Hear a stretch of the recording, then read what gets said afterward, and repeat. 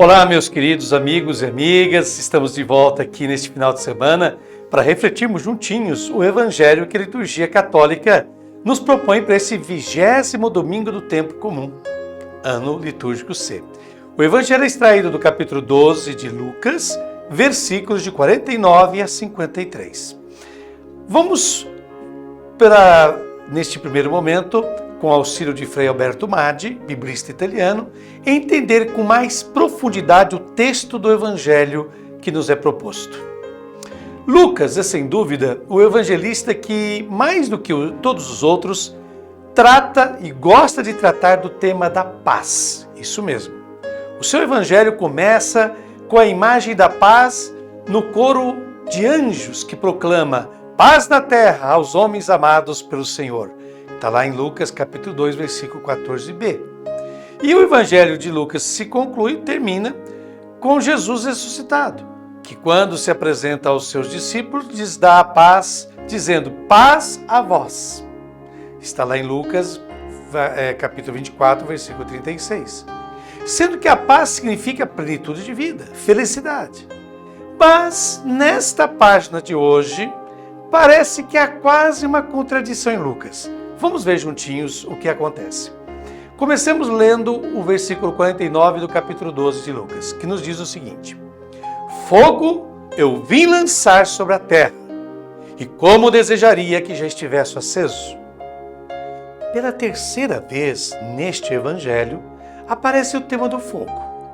A primeira vez apareceu nas terríveis palavras de João Batista, que anunciou o Messias como aquele que batizaria em Espírito Santo e fogo. Está lá em Lucas capítulo 3, versículo 16. Espírito Santo, isto é, Jesus batizaria com a sua energia divina aqueles que o acolhessem e acolhessem a sua mensagem. E batizaria no fogo, que é uma imagem de castigo destruidor, aqueles que o rejeitassem, os pecadores. Era essa a interpretação, a pregação de João Batista. Na segunda vez, o tema do fogo apareceu nas palavras de Tiago e João, apóstolos, que vendo que uma aldeia samaritana não havia acolhido Jesus, pediram ao Senhor, queres que mandemos descer fogo do céu para que os destrua? Isso está em Lucas capítulo 9, versículo 54. Então, se trata de um fogo destruidor, esse que Tiago e João falam. Até agora, portanto, a imagem do fogo em Lucas é apresentada como se fosse um castigo de Deus. Mas este não é o fogo que Jesus quer trazer. Pelo resto de suas expressões neste texto deste domingo, entender-se-á que este fogo é fruto de sua morte. Sabemos que Lucas apresenta após a morte de Jesus o Pentecostes, como a descida do Espírito na forma de línguas de fogo. É a nova realidade da nova comunidade, imagem da aliança entre Deus e o povo. Aliança esta não mais baseada na observância de leis, mas na aceitação do Espírito de Cristo, que é Espírito de amor. Então Jesus diz, fogo eu vim lançar sobre a terra. Portanto, este fogo do Espírito, e como desejaria que já estivesse aceso. Jesus não pode esperar que seus discípulos, sua comunidade, seu povo estabeleçam uma relação diferente com Deus, que não é aquela imposta por Moisés, mas a relação dele, o Filho, que propõe uma relação entre filhos e seu Pai. É essa nova relação que Jesus veio instaurar entre os seres humanos e Deus, de relação de filhos e Pai. Prossigamos, agora no versículo 50 do capítulo 12 de Lucas, lemos: tenho um batismo no qual devo ser batizado, e como me angustio até que se complete. Naturalmente, aqui o batismo não tem a imagem do rito, do sacramento, da liturgia, que posteriormente terá o termo batismo, que significa imersão. Porém, também há aqui por detrás desta imagem do batismo algo de negativo, algo de opressor, algo que arrasta a pessoa. Então Jesus diz, há algo que está prestes a me dominar e que devo acolher. E como me angustio. E aqui o evangelista realmente não usa o termo angustiado. A palavra usada por Lucas indica ser pressionado, dominado por um forte desejo. Portanto, Jesus tem precisamente esta paixão por este acontecimento, que justamente é negativo. Esta situação que o esmagará. Mas ele não vê a hora que ela chegue. Assim poderíamos traduzir: há uma imersão na qual devo ser imerso. E é a imersão na violência, na morte, que varrerá Jesus da face da terra. Prossigamos. O versículo 51 do capítulo 12 de Lucas nos diz: pensais que eu vim trazer paz à terra? Não, eu vos digo, mas a divisão. E neste ponto, aqui está a surpresa. Nós começamos nossa explicação, nossa meditação hoje dizendo que Lucas é o evangelista da paz. Jesus tira qualquer dúvida sobre o que significa essa paz com a frase deste versículo. Aqui é surpreendente ouvir essas palavras de Jesus. Mas o que significa essa divisão que ele veio trazer?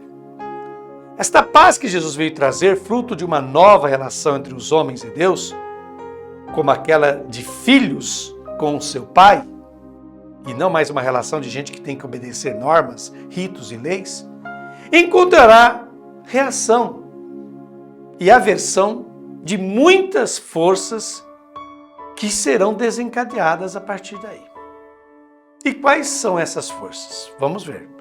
Prossigamos a leitura do Evangelho, concluindo agora com os versículos 52 a 53, sempre do capítulo 12 de Lucas, que nos diz: com efeito, daqui em diante, numa casa de 5, 3 ficarão divididos contra 2, e 2 contra 3.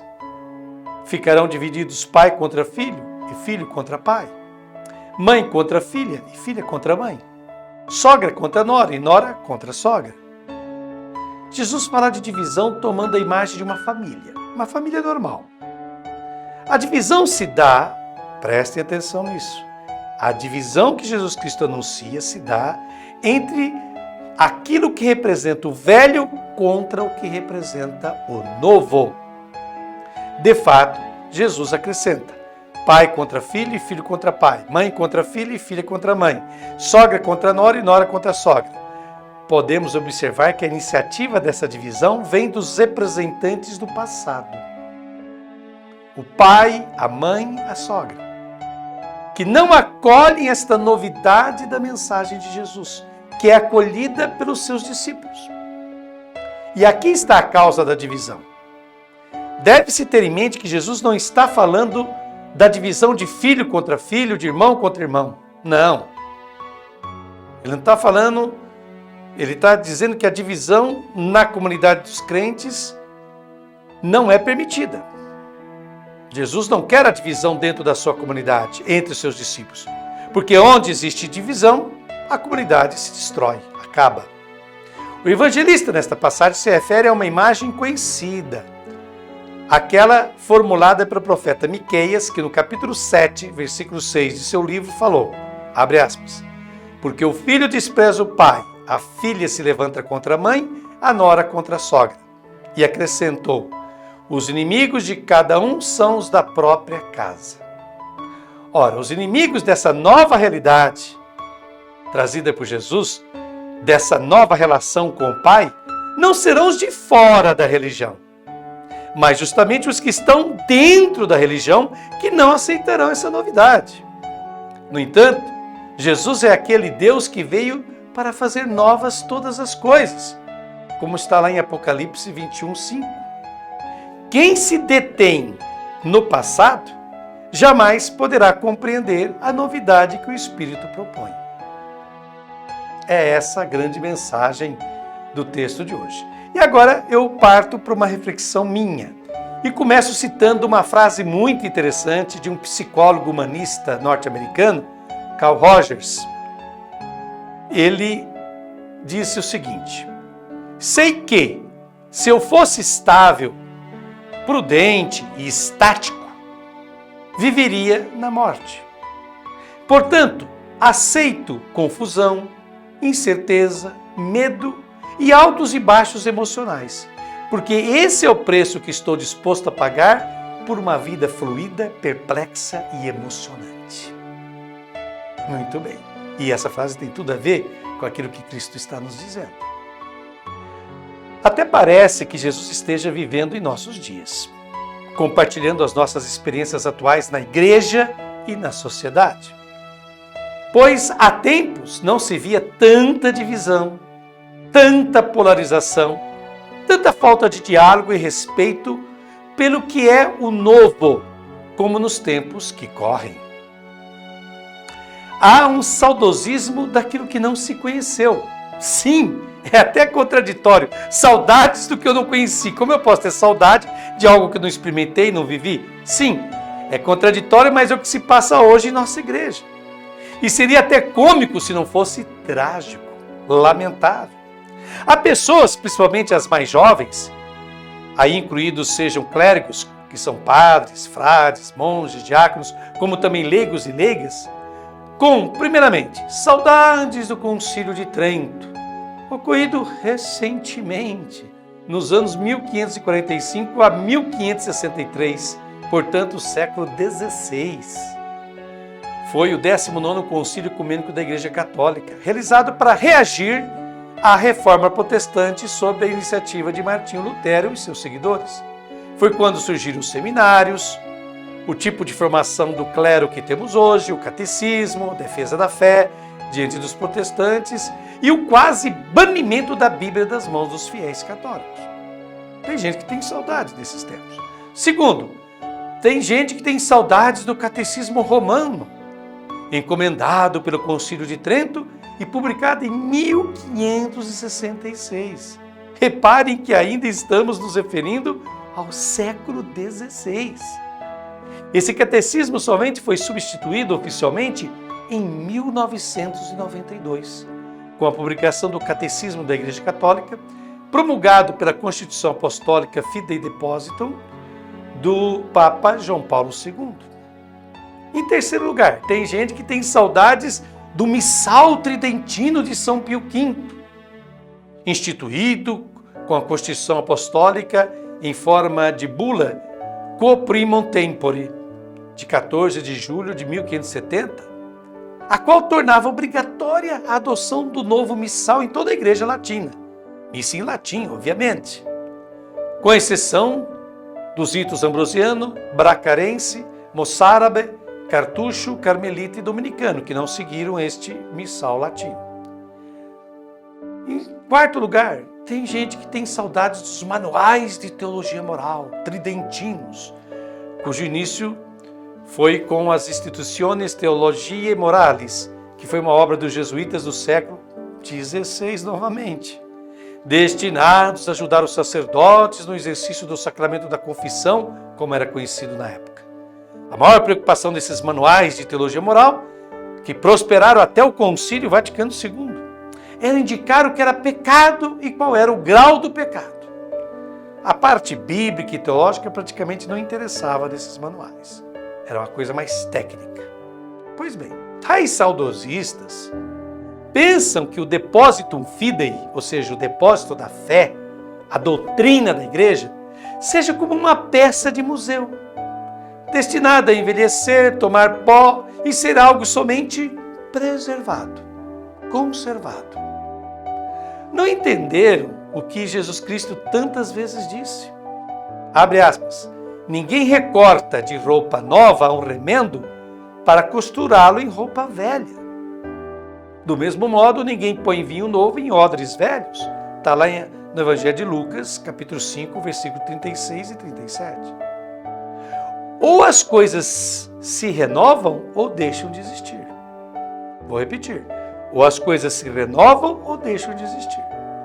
A doutrina e a prática evangelizadora da igreja ou se atualizam, se adaptam aos tempos, ou não conseguirão mais atrair e fazer sentido a ninguém.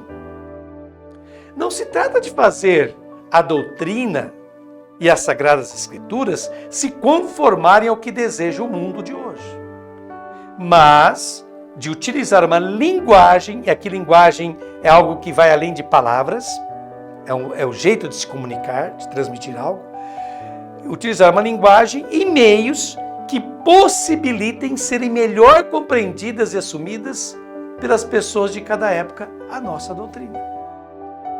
Jesus, no Evangelho deste domingo, identificou muitíssimo bem aonde se encontra o grande perigo para a fé, para o reino de Deus, para a sua boa nova, ou seja, o seu Evangelho. Onde está esse perigo? No meio daqueles que se consideram religiosos, fervorosos, ortodoxos, defensores da moral e dos bons costumes. O principal conflito é dentro de casa.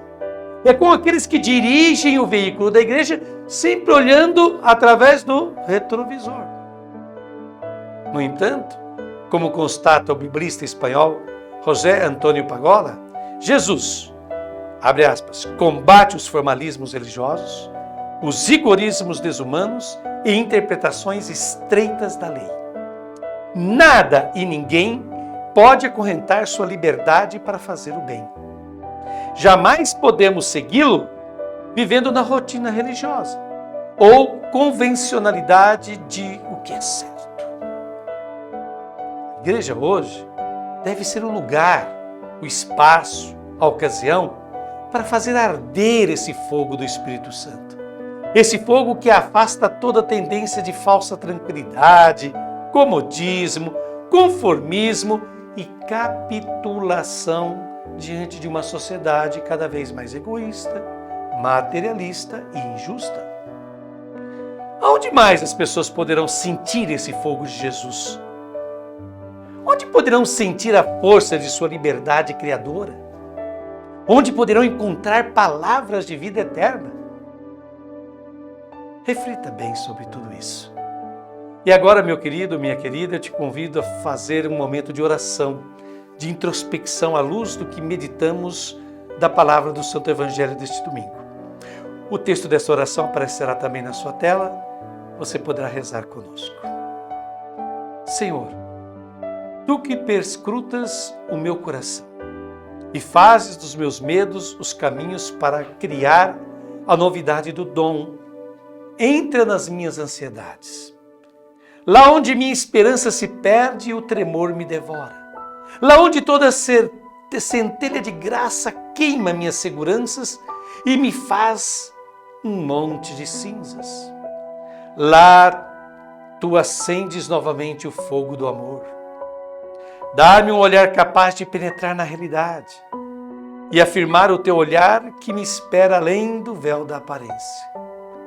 Não permitas que o desejo de comunhão me seja tirado.